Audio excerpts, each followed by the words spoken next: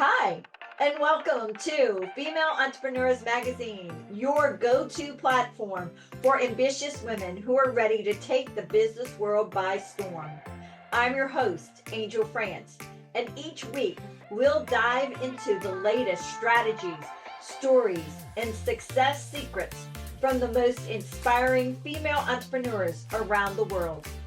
Whether you're just starting out or scaling up, this is your space to connect, learn, and grow alongside a community of trailblazing women who, just like you, they are making their mark in the world of business.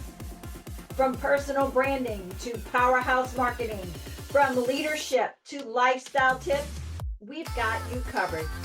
So get ready to ignite your passion, fuel your purpose, and unlock your potential with Female Entrepreneurs Magazine. Let's make this journey together and turn your entrepreneurial dreams into reality. Hey guys, welcome to Female Entrepreneurs Magazine, where we feature amazing women making waves and designing their dream lives. Today, we've got an executive transformation coach with a knack for helping visionary women smash their limits and create world-changing impact without, you got it, burnout. With her Transforming Millions method, Spencer turns self-doubt into seven-figure success stories. And while keeping things fun and fulfilling, when she's not empowering women, you know what? Spencer hosts retreats at her beautiful, dreaming oceanfront home in Maine. I have to come visit. It just looks too gorgeous. You do. And you know what? When she's not hosting retreats and working with women all the time, she's soaking up every minute she can with her family. Get ready for some serious inspiration and signature sparkle from Spencer Snakard. Did I do that right? Did I say your name? You did. You nailed it. That is so awesome. So, you know what, Spencer, I am so excited to have you on today. You do such amazing things. You know what brought you into this industry? Something had to happen. Yeah. Well, so entrepreneurship, it was actually something I think I always was kind of made for. I mean, I remember even as a kid, like knocking on neighbors' doors, asking if I could wash their car for $3 or something. So, so I think I've always had that entrepreneurial spirit in me. But you know, the line of work that I do now, the coaching and the executive coaching and transformational work I do, really came out of, I got a degree in psychology, but I knew at the time, it was before positive psychology really became a thing. And I knew at the time, I was like, I don't really want to just work with people on their problems. I want to help people live like a full, rich, abundant, miraculous, amazing life. And I was really fortunate. Just a year or so after I graduated with my degree in psychology, I discovered the world of coaching and ontology and transformational training. It was kind of on the back end of the human, what did they call it? The human potential movement out of the 1960s. It was, you know, there were a number of companies that had been around for 20 plus years at that point, but before really the birth of the coaching industry. And it was just a great time to get in with everything. And I knew from day one, like I kind of happened into, and I believe there aren't really any coincidences, but happened into a 3-day training seminar that I'd heard about from a friend. And literally day one, I was like, oh my God, this is it. This is what I was put on this earth to do. That is amazing. So how did the retreat come up? Well, I love beautiful places. I love the idea of getting away from the busyness and the chaos and the go and the do that we all get tangled up in. And you know, I think there's a lot of benefit to the coaching school that I went to talks about that. There was a phrase they used that said the environment always wins, which was actually a quote by Thomas Leonard, who was the founder of the coaching, basically the coaching certification body. I'm totally blanking on the name right now. The ICF, the International Coaching Federation. Whew, shame on me.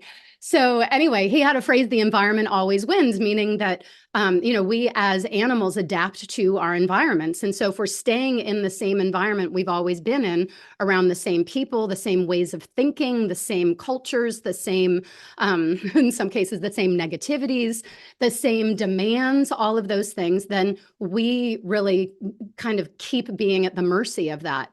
Whereas if you can alter the environment, intentionally design environments to support you in expanding and growing and moving into your next level, or just getting into something different. I mean, for some people, even if it's not necessarily next level they want to get to, they're just like, I'm miserable, I'm burned out, I'm exhausted, I need to breathe, I need to reconnect with my passion and my vision, and what am I even doing this for anyway? Sometimes we got to get away to do that, and get away to beautiful, inspiring spaces and connect with other people in the same places. And of course, with a fabulous coach who can help guide you through all of those things, like what is it that you really want, and what's standing in the way of that, and what do you need to do to move those things out of the way so that you can really design the life, really just create a life of your design, not be at the mercy of what's happening to you. So I love that, and I love the fact that you're showing us what what the area of the retreat looks like, right? And yes, well, we just built a home in Maine, and this isn't like a commercial retreat center. This is our private home for our family and friends. And I'm hosting some private client, like one-on-one client retreats here. Come escape for a couple days of a completely custom designed, all about you experience to not only be diving into, of course, your business and entrepreneurship and what it is you really want and the life you want to be living. I always say you really have to, I'm a big proponent of, you've got to design the life you want first and then figure out what about the business is going to support that, not just be looking at what's the business you want and then figure out how am I going to squeeze my life into or around that. So, being able to have those deep, juicy kinds of conversations while maybe hiking Cadillac Mountain, or if you're not into hiking, we can just drive up and soak in the vistas. Or, walking along the rocky coast with big waves crashing against the rocks, and or just sitting in my living room. This literally is my backyard. This view is about 100 feet off my living room, and off my back deck, whether we're just kind of sitting there sipping your favorite coffee or tea and talking about what's next. And I do hope to I will have some small group ones here as well, some very intimate, like 4 people, 4 other women. And then I do host in other places as well. Like I'm looking at one for the Caribbean for next November, just about a year from now. And I'll be hosting one actually in Charleston, South Carolina in February of 2025 as well. Oh, well, and there's spaces open at the time of this recording. There are still spaces open. So come join us. You're going to give us the link? Yes, I will definitely give you the link. Yes. Awesome. Yeah, because we're excited about that. That's going to be fun. Yeah. So let's go back. I love what you said about realizing basically your life first. Yes. And then fitting the work after that. Yeah. Yeah. And it doesn't, it's funny. I think some people might hear that like, well, that's going to put limits on what I can do in my business. And maybe, I mean, so if you see it that way, then it'll be that way. But part of why I started to chuckle a little is my husband years ago, when we first met, he wasn't as into this as he is now. I coached him into his business, and there were a number of things that he's like, wow, this stuff, like, I don't know that I would have really bought into this, before you, but like this stuff really works. And so he often will joke. There was one time when I said something to him about, do you want this or that? Or are we going to do this or that? And he's like, babe, what's this or business? This is an and society. And so we always kind of play about like, this is an and society. And I feel like, back to your question of designing the life you want and then looking at the business that's going to support that, that really like I'm all about really helping people have it all. And I know a lot of people cringe at that and think that's a load of garbage. And, that's just some BS we've been sold to make us feel like we're not enough as we are. And I think, again, it's all really in how you approach it. And there are things, and I don't just mean that as like think happy thoughts and visualize and just hope for the best. My zone of genius really is helping people get to the root cause of what's standing between you and what you want. Because it really, I believe, boils down to a very, you got to get to the root cause of what's driving us in our humanity. And ultimately, it's the same thing for all of us, but we all have our own flavor or version of it. And so one of my superpowers is really helping people see, like I see that big picture and I can quickly say, huh, so wait, is this playing in, or does this ring true for you, or whatever it may be? And a lot of times very early on, people go, oh my God, yeah, that's totally it. And then we work on, okay, now what? Now what do you do with this new information? How do you implement it? How do you bring it to life in your life so that you're not being stopped by things like fear of, I've spoken to so many women. This came up again recently, is why it's on my mind. So many women I speak to who are afraid that their marriage will end if they get too successful. And consciously, they don't necessarily think it, but we'll identify there's a subconscious, like, maybe he'll feel like he's in my shadow. Or I had one woman literally say to me one time, this was years ago, she said, honestly, I'm afraid if I make enough money that I don't need him anymore, I'm going to kick him to the curb. I was like, wow, well, that was a very honest insight. So, but when we have those underlying fears and things that most of the time we don't see for ourselves, that's part of our self-protection, self-preservation, is that we don't see those things. It's kind of like on The Wizard of Oz with pay no attention to that man behind the curtain. It's like, pay no attention to what's going on back there. No, you don't need to see that. But if you can't see it, you're powerless to how it's controlling you. And a lot of times like I said, we don't even know how we're being controlled by our own thoughts and feelings and perspectives. But when we can shine a light on those and then go, oh, well, I don't know that I even really believe that, or I don't know that that really makes sense, or, well, okay, maybe that made sense then, but it certainly isn't serving me anymore now. So now what can I do to change it? So do you think that question and what you just talked about would help somebody if they're struggling in their business, or is there another question they should ask? Absolutely, it helps. Yeah, just to give you one example, there was a woman who came to me about 8 years into business and had been a very slow go. She'd previously had a very successful business with a boyfriend, got up to $7-figure $1 million a year restaurant business. And she realized that really wasn't the life she wanted to be living. And also, the more successful the business got, the worse their relationship got. And so she started her own business. It was kind of slow to grow. And she got to where she was like, I'm finally getting to where I'm comfortable, but I do want to make more. She's like, but I'm not one of those people that wants to make $1 million. And and I said, well, that's very interesting. I said, look, I'm not saying you should want to make $1 million, but I'm super curious why you specifically don't. Can we talk about that? And from that, we were able to reveal pretty quickly that she had this belief of either I can be successful and make a lot of money and have freedom and travel and do the things I want to do, or I can have a great relationship, but her phrase was stuck at home as a housewife. And not to say that being a housewife is a bad thing. And she didn't even think, for people who want that it's a bad thing. It just wasn't what she wanted. She wanted to have the freedom to travel the world and pick up on a dime and go somewhere for a month if she wants and do what she wants to do. So with that insight, we were able to start looking at, okay, well, what's really true here about this? And where does that fear keep coming up? Where does it keep kind of sneaking back in there in ways that you may not recognize? And really, I think anytime we expand beyond where we already are, our level of comfort. Those old things, those old patterns that many of us form from a really young age, they'll just keep coming up. And so, you need a guy. I feel like we all need, I've had a coach myself for 4 straight years now, who's spectacular, and I adore her, and we have a great working relationship. And even though I do this work and I coach other people through it, again, I don't see things for myself sometimes. And so, she's there often to say, well, that's kind of interesting. Did you realize you just said this? And I'm like, dang it.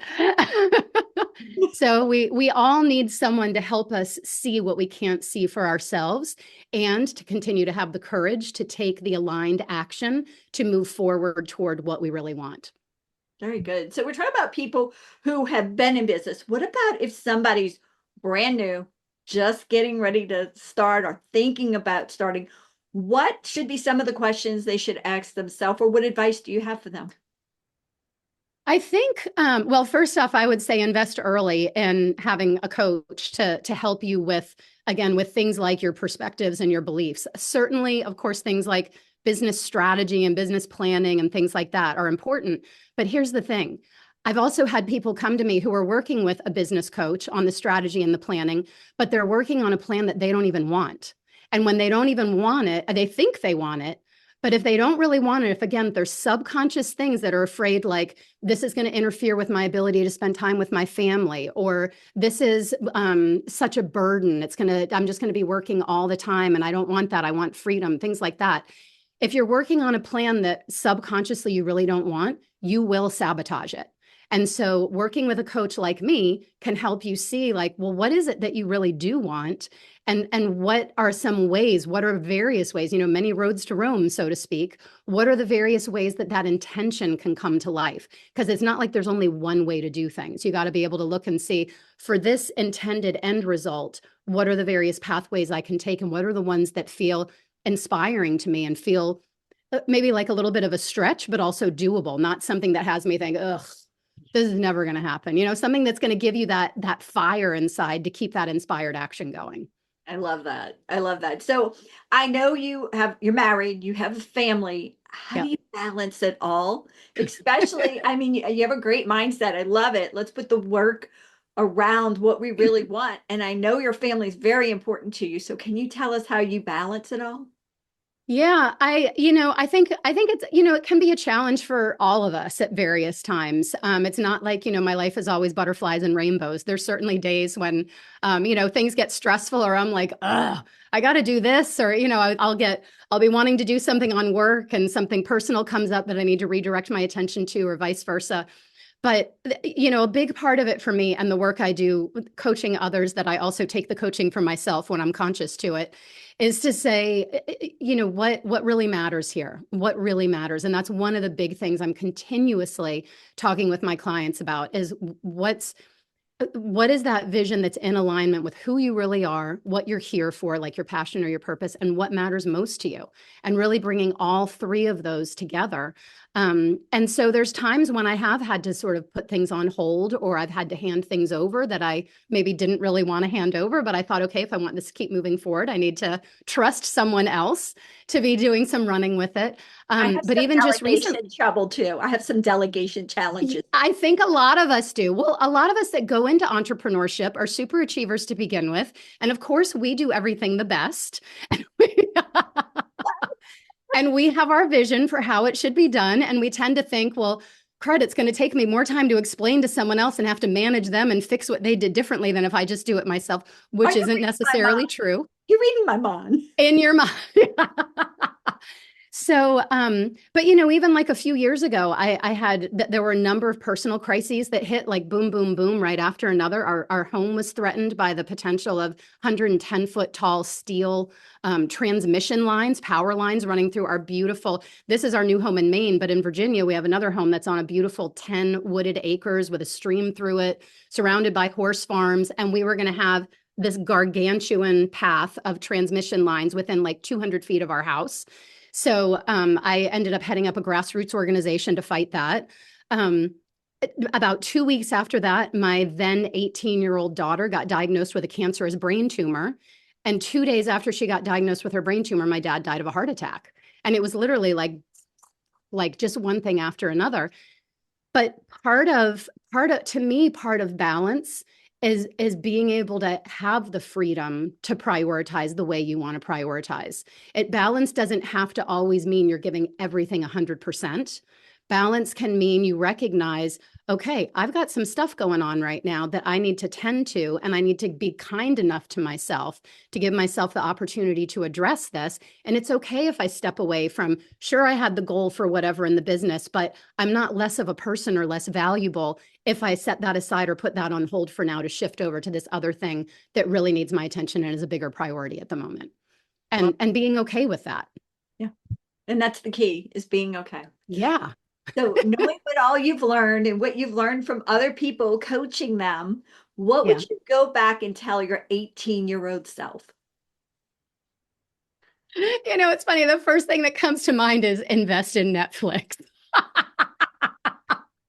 That would make so much easier, if you got in early. I'm never one of those early adapters. I take forever. Like when when Simon Sinek talks about, he does his talk on Start With Why, and he talks about the bell curve of the early adapters. And he said at the time, I mean, this was at least probably 10 or 20 years ago, but still, he gave the analogy at the time, the people at the end, the latent, whatever they are, those are the ones that only have a smartphone because flip phones didn't exist anymore. I'm like, oh my God, that was me. How long did it take you to get a smartphone? Oh, forever, forever. I think it was like 2010 that I finally had my first like Palm Pilot or something. And I didn't even do anything. Like I didn't even use any of the features. I literally just used it to call people. And my daughter, who was maybe 5 at the time, was pushing buttons one day and ended up saving my husband's phone number. And I was like, oh my God, show mommy how you did that. So anyway, I don't think that was really the essence of your question, though. So back to what would I tell my 18-year-old self?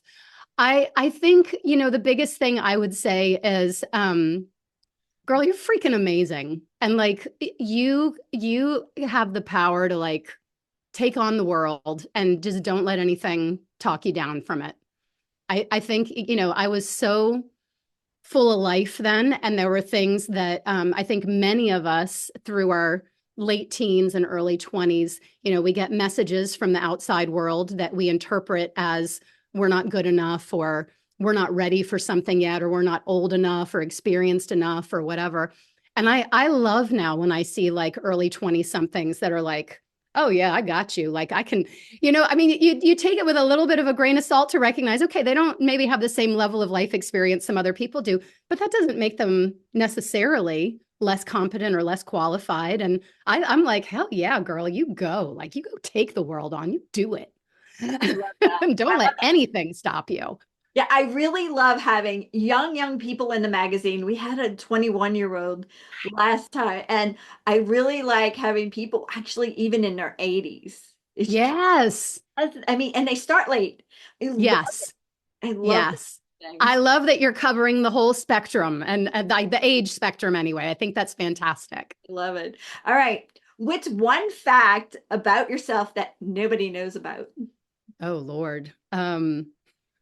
Well, if nobody knows, it's probably because I don't want them to know.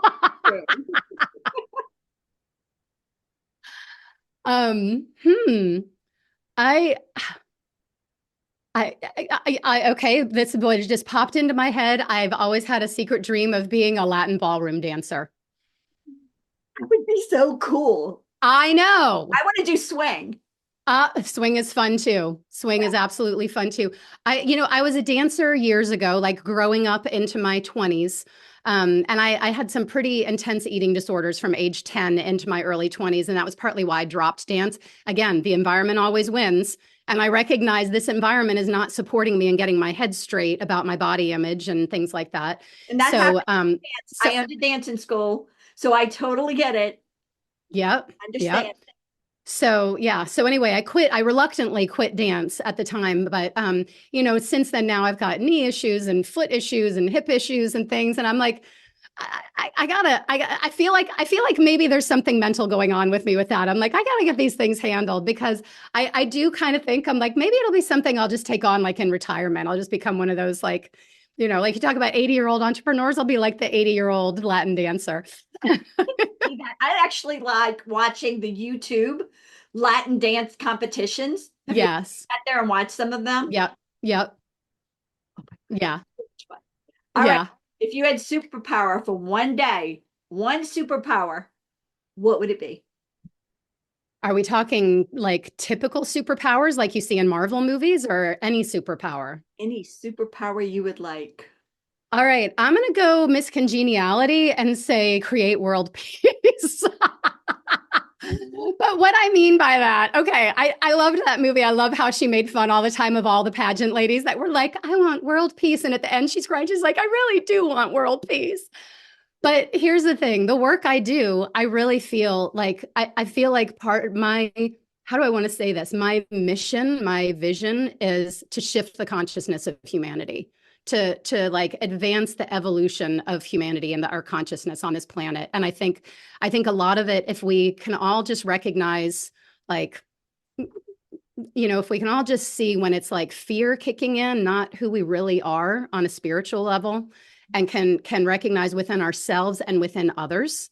You know, sometimes when you're in conflict with someone else, it's easy to think they're a jerk or, you know, they're the problem or whatever. But to be able to really see like the divine magnificence in all of us, including in ourselves, and to be able to live life that way, like it would be a completely different planet.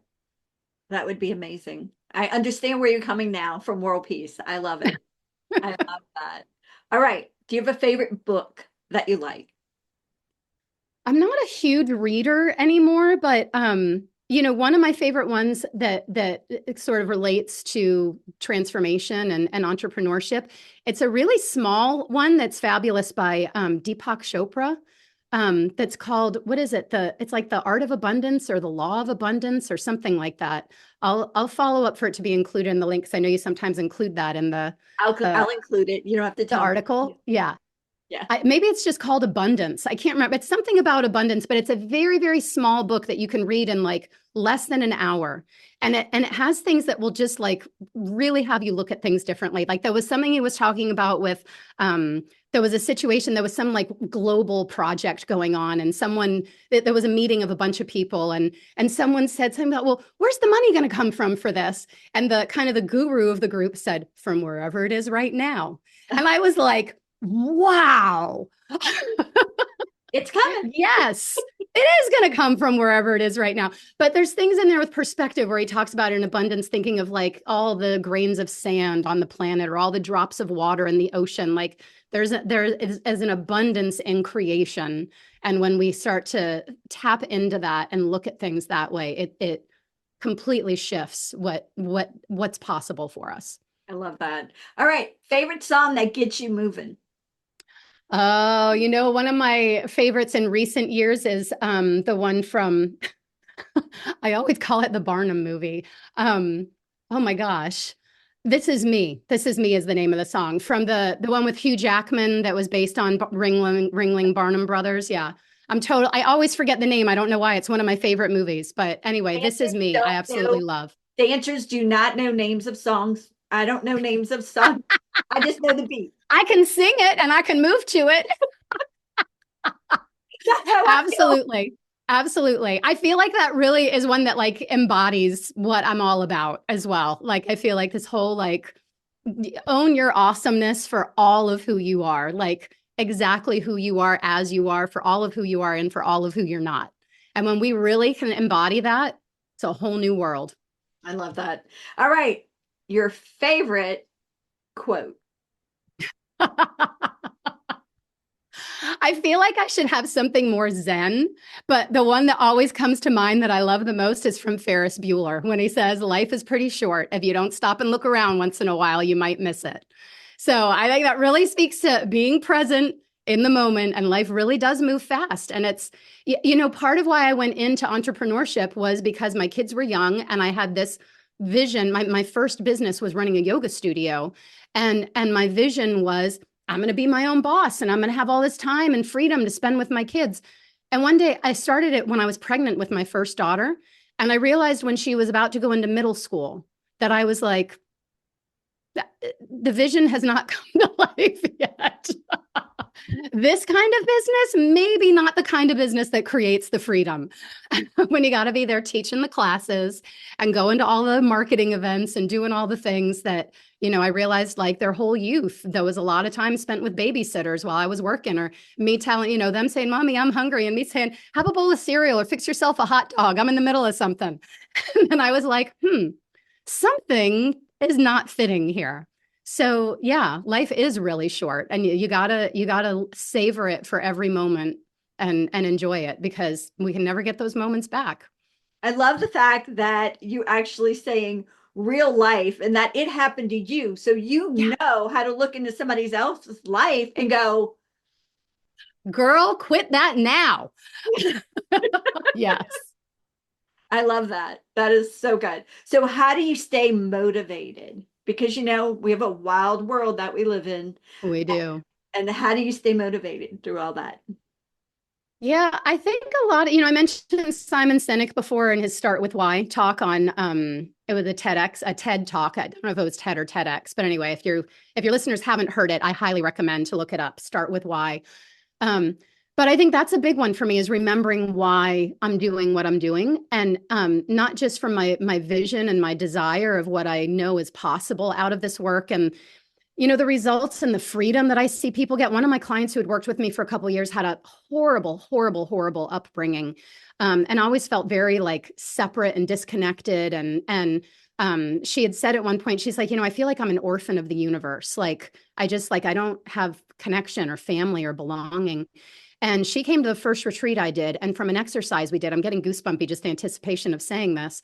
From one of the first retreats, just 2 days together, she said, something has shifted for me where I no longer feel like an orphan of the universe. I feel like a child of the universe. And yeah. And by the way, she tripled her revenue in 2 years and had more time with her family. One of her visions was to buy an RV and like go to national parks in the summer with her kids and her husband. And that came to life too. So lots of amazingness that happened. But when I connect to what I know people can get out of this work, it just reminds me I got to get over myself sometimes, when I'm tired or I don't feel like it, or I've got other things going on, to say, I'm put here on this earth for a purpose. And I feel like obligation is the wrong word to use because that sounds burdensome, but I feel like I have an inspired obligation to do something with it. Yeah. It's a God-given talent that's been given Yeah. to you to gift to others. Yes, absolutely. I Yeah. love it. So do you have like a giveaway, a contact information, or a download for our listeners? Yes, absolutely. So I have a new master class that I'm getting ready to offer, which is an interactive, really a real opportunity. Sometimes master classes I feel are just sales pitches, and there will be an opportunity to hear about an offer at the end. But this really is designed to give you value through the session, to be able to open up some awareness and see some things that maybe you haven't been able to see for yourself before, and get some clarity around where you want to go from here. I feel like a lot of people come to me saying like, I feel like I'm kind of at this crossroads or on the edge of something new, but it's like, what now, or where do I go from here? So it'll help you get some clarity around that. And so if you go to spencersnakard.com/masterclass, you'll be able to get that. And I know my name is a bit of a doozy with the spelling, but that'll be, I'm sure, linked in the show notes, I hope. And yeah, so it's about an hour and a half class, like I said, and I'll be leading them live over the next month or two in anticipation, or kind of queuing up a brand new offer for retreats. Like I said, this retreat in Charleston, but some huge bonuses and fast action opportunities for like ridiculous additional support that you'll be getting bonused in with it as well. So come get some clarity for yourself, and come hear about the opportunities for next level growth. Wow. I can't wait to hear about the dates of February and everything. Yes. Yeah. I haven't fully locked those in yet, but I'm thinking right now, February 4th through 8th ish is what I'm looking at in Charleston, and actually Isle of Palm, South Carolina, in a multi-million-dollar house right on the beach. That's like a 10-bedroom gorgeousness. And yeah, right there. That'd be gorgeous. All right. So is there anything else you'd like to share with our female entrepreneurs that are listening today that we haven't discussed about? I feel like my coach sometimes challenges me to say, if you had one message, if you had a global platform and one message to share with the world, what would it be? So when you ask me a question like that, I feel like that's an opportunity to say it, which I hinted at before, but I want to say, I really invite people to shift their view of who you are, and who you are, especially in relationship to this idea of perfection that we all measure ourselves against. And to really like look at, I don't mean perfection in the cultural sense, but perfection in like, you are a reflection of your creator, and you can't be anything other than you are right now, which really makes you perfect for all that you are and for all that you're not. And if you start to even consider that, even just start to toy with that idea, it can bring so much freedom to everything in life, in business and in life, to free you up to be present in the moment, to be passionate, to enjoy life, and to truly be able to have it all. I love that. Well, you know what, Spencer? Normally at this time, I tell everybody, thank you for being here. However, I do have to say one other thing to you, if you don't mind.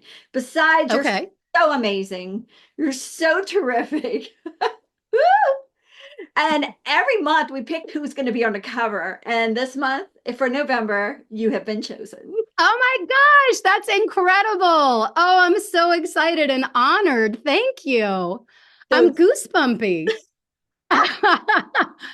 Oh, that's so exciting. See, when I first heard, I got some glimmers of the existence of this new magazine coming in.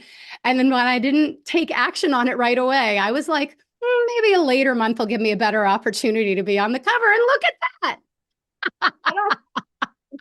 I'm so excited. Thank you. What an honor. I'm thrilled. thank you. I'm excited. So thank you for being with us today. Love you. And I loved having you. Oh my God, so much fun. Thank you. And thank you for what you're doing in the world, Angel, and the connections that you're making and the value that you're sharing and the people that you're highlighting. It's just amazing. I so appreciate you and value you. Thank you. Thank you. Bye.